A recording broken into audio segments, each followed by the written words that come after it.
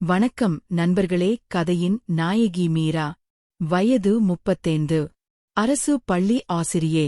ஓர் திருப்பத்தூர் மாவட்டத்தில் உள்ள ஒரு சிறிய கிராமம். அவள் சிறுவயதில் அதே ஊரில் குடிசை வீட்டில் பிறந்து வளர்ந்தவள்தான். அரசு பள்ளியிலேயே படித்து அரசு கல்லூரியில் பட்டம் முடித்தாள். அப்புறம் டீச்சர் வேலைக்காக காத்துக் கொண்டிருந்தாள். அவள் அந்த வயதில் பார்த்தால் ரொம்ப அழகெல்லாம் இல்லே. சுமாராகத்தான் இருப்பாள். ஆனால் உயரம் 5.9 இருக்கும். கொஞ்சம் வெள்ளையாக எல்லாம் இருக்க வேண்டிய இடத்தில் கச்சிதமாக இருக்கும். ஆனால் அதுக்கே ஊரில் சில ஆண்மகன்கள் அவளை பண்ண ஏங்கிக் கொண்டிருந்தார்கள். பின் அதே ஊரில் ஒரு மிலிட்ரிக்கார மாப்பிள்ளையை பார்த்து கல்யாணம் பண்ணிக் கொடுத்தார்கள். அவன் பெயர் சதீஷ். வயது 31. மீராவுக்கு வயது 25. கல்யாணமான 2 மாசத்தில் அவளுக்கு டீச்சராக மற்றொரு கிராமத்தில் வேலை கிடைத்தது. பிறகு ஆளே மாறி போனாள் மீரா. கல்யாணத்துப் பிறகு எல்லா சுப நிகழ்ச்சிகளிலும் பவுசு காட்டினாள். பட்டுப்புடவை, தங்கத் தாலி, தங்கச் செயின், வளையல், காலில் கொலுசு, மெட்டி, நெற்றி வகுப்பில் குங்குமம் என்று பார்ப்போரை பொறாமைப்பட வைத்தது. பேராவும் சதீஷும் இரவு பகலாக அவங்க வேலையை நடத்தினார்கள். சதீஷுக்கு கொஞ்சம் அந்த விஷயத்தில் ஆர்வம் என்பதால் அவளை அணுவணுவாக பண்ணான். அவளுக்கு அனைத்து விளையாட்டையும் கற்றுத் தந்தான். அவளும் சந்தோஷமாக கற்று இருவரும் சொர்க்கத்திற்கே போனார்கள். அவங்க 2 பேருக்கும் அரசு பணி காரணமாக நல்ல சம்பளம் வந்தது. ஊரில் இருவரும் நல்ல மதிப்பு மரியாதையுடன் இருந்தார்கள். யார் கண்பட்டதோ தெரியவில்லை. சதீஷ் வீட்டில் பிரச்சனை கிளம்பியது. சொத்து தகராது, கை கலகலப்பு என்று பிரச்சனை வெடிக்க சொத்தே பிரிக்க வேண்டியதாயிற்று. எனவே மீராவும் அவள் கணவனும் வீட்டை விட்டு பிரிந்து தனி குடித்தனம் சென்றனர். அதற்கு பின் ஊரில் ஒருவற்றே கிரவுண்ட் இடத்தை வாங்கி வீடு கட்டி குடியேறினார்கள். மீராவுக்கு ஒரு பெண் குழந்தையும் 2 வருடம் கழித்து ஒரு ஆண் குழந்தையும் பிறந்தது. பின் மீரா ஆள் அடையாளமே தெரியாமல் சரியாக நல்லா ஆண்டியாக மாறிப்போனாள். தலையில் கொண்டை, கழுத்தில் 5 பவுண்ட் சாலி சரடு, கையில் கண்ணாடி வளையல். அரசு வேலை என்பதால் கொஞ்சம் திமிரான பேச்சு. உதாரணமாக பசங்க படத்தில் வரும் ஆண்டியே போல் இருப்பாள்.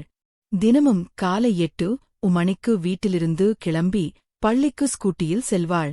அவளுடைய பிள்ளைகளின் பெயர் திவ்யா மற்றும் வருண். இருவரும் திருப்பத்தூரில் உள்ள மெட்ரிகுலேஷன் ஸ்கூலில் படிக்கிறார்கள். காலையில் ஸ்கூல் வேனில் ஏற்றிவிட்டு இவளும் வேலைக்கு கிளம்புவாள். இவளது கணவன் சென்னையில் பாதுகாப்பு படைவீரர் அலுவலகத்தில் பணி புரிந்து வந்தார்.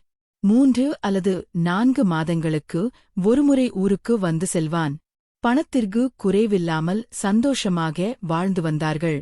மீரா ஊரில் காலையும் மாலையும் வேலைக்கு சென்று வரும்போது சிறுவர்கள் யாரேனும் சுற்றிக் கொண்டிருந்தால் அவர்களை திட்டி அனுப்புவாள். அதேபோல் சொந்தக்காரர்கள் வீட்டிற்கு சென்றாலும் அவர்கள் வீட்டினில் யாரேனும் வந்தாலும் சிறுவர்களுக்கும் இளைஞர்களுக்கும் நல்லா லெக்சர் எடுப்பாள். ஆனால் இவள் அந்த அளவுக்கு ஸ்ட்ரீட். அவள் வாயை திறந்தாலே பட்டாசு போல படபடவென்று வெடிப்பாள். பள்ளியில் என்னதான் அவ பசங்களை திட்டினாலும் அடித்தாலும் இந்த +1 +2 பசங்க மட்டும் அவள கண்ணாலேயே பண்ணிடுவானுங்க. பாடம் நடத்தும்போது அவளுடைய புடவை பற்றியும் ஜாக்கெட் பற்றியும் கடைசி பெண்ணில் வர்ணைகள் ஓடும். ஏனென்றால் அவள் அந்த அளவுக்குத்தான் இருப்பாள். இப்பேற்பட்ட அழகைக்கு அந்த கொடிய நாள், அவள் பொட்டும் பூவும் பறிக்கப்படும் நாள் வருவது அறியாமல் இருந்தாள். ஆம், அவள் கணவர் சதீஷ் சென்னையில் இருந்து திருப்பத்தூர் வரும்போது எதிரெதிரே பேருந்து மோதிக்கொண்டதால் பரிதாபமாக பலியானார். அந்த செய்தியை கேட்டு அவள் அதிர்ந்து மயங்கி விழுந்தாள். மதியம் 12 மணி அளவில் சதீஷியின் உடல் வீட்டிற்கு வந்தவுடன் வீட்டில் மரண ஓலம் அலறியது. மீரா பள்ளியில் இருந்து வந்து அவள் பிள்ளைகளையும் கூட்டிக் கொண்டு வர ஆள் அனுப்பிவிட்டாள். அனைவரும் கதறி கதறி அழுதனர். பின் மறுநாள் அவனை அடக்கம் செய்துவிட்டு அவரவர் வேலையை பார்க்க ஆரம்பித்தனர். மீராவும் அவள் பிள்ளைகளும் 4 நாட்களுக்கு விடாமல் அழுந்து கொண்டிருந்தார்கள்.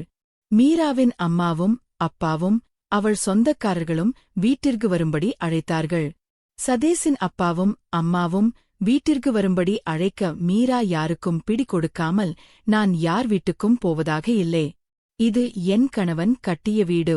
இந்த வீட்டில்தான் நான் இருப்பேன். தயவு செய்து யாரும் இங்கு வரவேண்டாம். வேண்டுமென்றால் அப்பப்போ வந்து எங்களை பார்த்துக் கொள்ளுங்கள். அது போதும் என்று சொல்லி முடித்தாள். நேரா தைரியமான பெண் என்பதால் அதிலிருந்து மீண்டு வர அவளுக்கு வெகு நாட்கள் ஆகவில்லை. 2 மாதத்தில் மறந்து போனாள். அதேபோல் பிள்ளைகளையும் உங்களுக்கு இனி அம்மாதான் எல்லாம் நான் பார்த்துக் கொள்கிறேன் என்று சொல்லி தேற்றினாள். பின்பு சதீஷ் இறந்து 6 மாதம் ஆகியது. மெதுவாக மீரா அவளுடைய இயல்பு வாழ்க்கைக்கு திரும்பினாள். பிள்ளைகளையும் பள்ளிக்கு அனுப்பினாள். ஆனால் மீராவின் அம்மாவிற்கு அவள் தனியாக இருக்க வேண்டாம் என்று தன்னுடைய தூரத்து சொந்தமான ஒரு கிழவியை அவள் வீட்டுக்கு வேலைக்காக வைத்துக் கொள்ளுமாறு கெஞ்சி அனுப்பி வைத்தாள். மீராவுக்கு ஒத்தாசையாக இருக்கும் என்று அவளுடைய குழந்தைகளை பார்த்து கொள்ளவும் அவளை அவள் வீட்டில் முன்புறம் உள்ள ஒரு குடிசை வீட்டில் தங்க வைத்தாள். நாட்கள் இப்படியே கடந்து சென்றது. என்னதான் மீராவுக்கு பழைய வாழ்க்கைக்கு திரும்பினாலும் அவளுடைய மனம் அமைதி இல்லாமல் இருந்தது.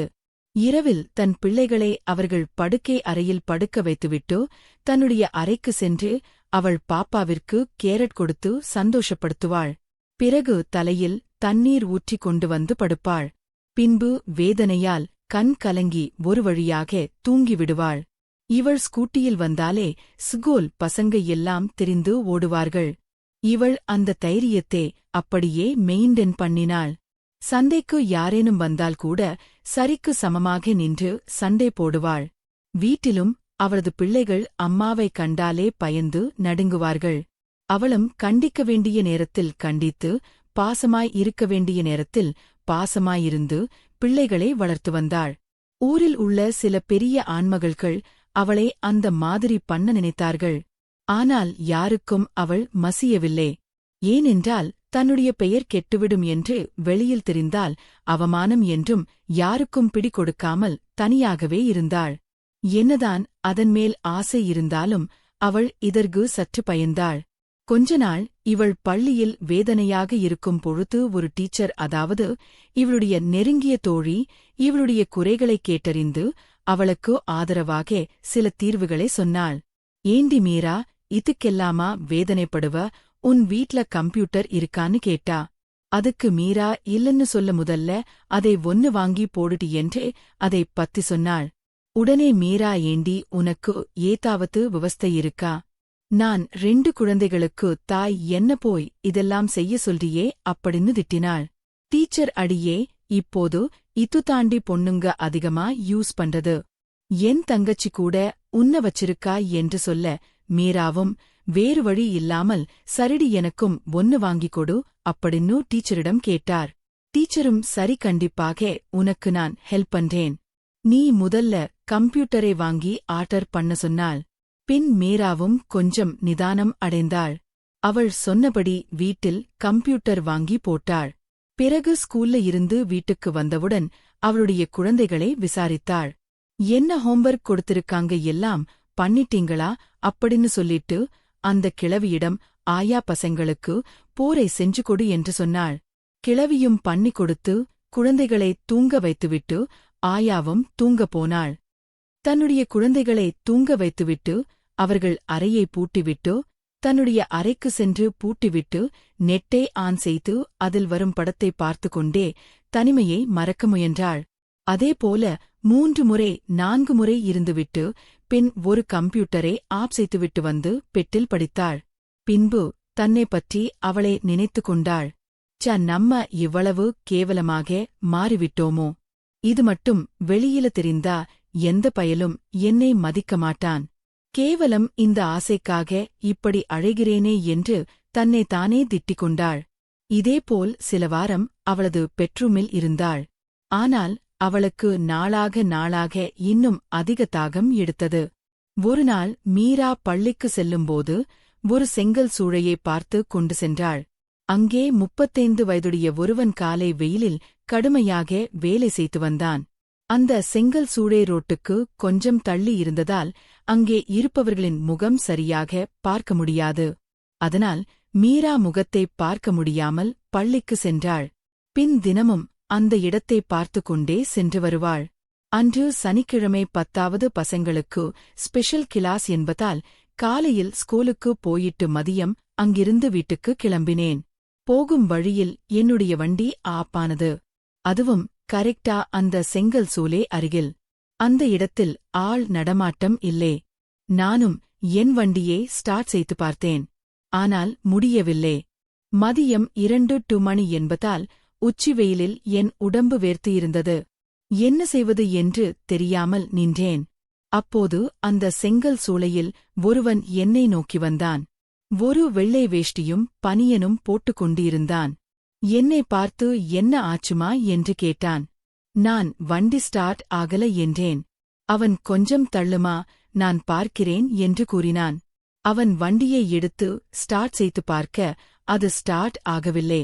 உடனே பின்னாடி இருந்த பெட்ரோல் டேங்கில் கை வைத்து பார்த்தான். அப்போதுதான் புரிந்தது பெட்ரோல் இல்லை என்று. அவன் மீராவிடம் பெட்ரோல் காலி யம்மா என்று சொல்ல இப்ப என்ன செய்வது என்று தெரியவில்லையே என புலம்பினாள். உடனே அவன் கவலை வேண்டாமா, நான் இருக்கிறேன் என்று கூறினான். நான் போய் பெட்ரோல் வாங்கிட்டு வரேன் என்று சொல்ல அவள் சற்று தைரியமானாள். அதுவரை இங்க நிக்க வேண்டாம், அங்கு இருக்கும் என் குடிசையில் வந்து இருங்க என்று சொல்ல அவளும் சரி அப்படின்னு சொல்ல அவளை அழைத்து சென்றான். அவளை முன்னே போகவிட்டு இவன் பின்னாடி வண்டியே தள்ளிட்டு வந்தான். இருவரும் செங்கல் சூளை அருகில் வந்து அங்கிருந்த குடிசை மாறி இருக்கும் கொட்டாயில் இருக்கும் கட்டிலில் உட்கார்ந்து கொண்டாள். அவனும் வந்து வண்டியை நிறுத்திவிட்டு அவள் அருகில் சென்றான். மீரா தன் பையிலிருந்து ஒரு 100 ரூபாய் எடுத்துக் கொடுக்க அவன் சட்டையை மாட்டிக்கொண்டு ஒரு சைக்கிளில் காலி கேனுடன் கிளம்பினான். மீரா அவன் போகும் வரை பார்த்து கொண்டிருந்தாள். அவளுக்கு புரியாத ஒரு அமைதியான உணர்வு மனசுக்குள் வந்தது. சில நேரத்துக்குள் அவன் திரும்பி வந்து பெட்ரோல் ஊற்றி வண்டியை ஸ்டார்ட் பண்ணினான். இப்போது சரியாயிடுச்சுமா என்று சொன்னான். மீரா ஒரு நிமிடம் சிரித்தாள். ரொம்ப நன்றி. நான் ரொம்ப டென்ஷன் ஆயிட்டேன் என்றாள். அதெல்லாம் ஒன்றுமில்லை. இங்க இதுபோல நிறைய பேருக்கு ஹெல்ப் பண்ணி இருப்பேன் என்றான். அவன் சாதாரணமாக. மீரா அவனை சற்று கவனமாக பார்த்தாள். வெயிலில் கருத்து போன தோல், கஷ்டப்பட்ட வாழ்க்கை, ஆனால் முகத்தில் ஒரு நேர்மை. அவளுக்கு அவனை மிகவும் பிடித்திருந்தது. உங்க பேர் என்ன என்று கேட்டாள். ராமு என்றான். நான் மீரா அருகில் இருக்கிற பள்ளியில டீச்சர் என்றாள். தெரியுமா, தினமும் நீங்க போறதை பார்த்திருக்கேன் என்றாள். சிரித்துக் கொண்டேன். அந்த ஒரு வார்த்தை மீராவை ஒரு நொடி அமைதியாக்கியது. அவள் கவனிக்காத இடத்தில் யாரோ அவளைக் கவனித்துக் கொண்டிருந்தார்கள். சரி, நான் போறேன் என்று வண்டியை கிளப்பினாள். ஆனால் அந்த நாள் வீட்டுக்கு வந்த பிறகும் மனம் ஏதோ வேற மாதிரி இருந்தது. பல நாட்களுக்குப் பிறகு அவளுடைய வாழ்க்கையில் அவன் மீது ஒரு புதிதான சிந்தனை முளைக்க ஆரம்பிச்சது. அடுத்த சில நாட்கள் அவனிடம் பேச ஆரம்பித்தான். அவன் கட்டுக்கோப்பான அழகு அவளை ஏதேதோ செய்தது. ஒரு நாள் எனக்கு ஸ்கூல் விட்டு வர இரவு 8 மணி ஆனது. காற்றுடன் மழை வேற நன்றாக வந்து கொண்டிருந்தது. என்னால் இனிமேல் ஸ்கூட்டியில் போக முடியாத நிலையில் அவன் வீட்டில் வண்டியை நிறுத்திவிட்டு வெளியில் நின்று கொண்டிருந்தேன். அவன் என்னை பார்த்ததும் உள்ளே வர சொன்னான். சில காரணங்களால் இரவு அங்கேயே தங்க வேண்டிய நிலை வந்தது. அன்று அவன் மீது உள்ள ஆசையை அவனிடம் சொல்ல நினைத்தேன். ஆனால் தயங்கிக் கொண்டே தரையில் படுத்துக் கொண்டிருக்க அவன் நன்றாக உறங்கினான். நான் மெதுவாக அவன் பக்கத்தில் போய் அந்த சைடு ஏதாவது கருப்பு பாம்பு தெரியுதா என்று பார்த்தேன். ஒன்றும் தெரியவில்லை. அந்த குளிர் காற்று எனக்குள் இன்னும் குளிர்ச்சி அடைய வைத்தது. என்னையும் மீறி அப்படி இருந்துவிட்டேன். பிறகு எங்களுக்கு கல்யாணம் முடிந்தது. இப்போது ரொம்ப ஹாப்பியா இருக்கும். இந்த மாதிரி கதைகளை கேட்க நம்ம சேனலுக்கு சப்ஸ்கிரைப் பண்ணிக்கோங்க ஃப்ரெண்ட்ஸ். நன்றி.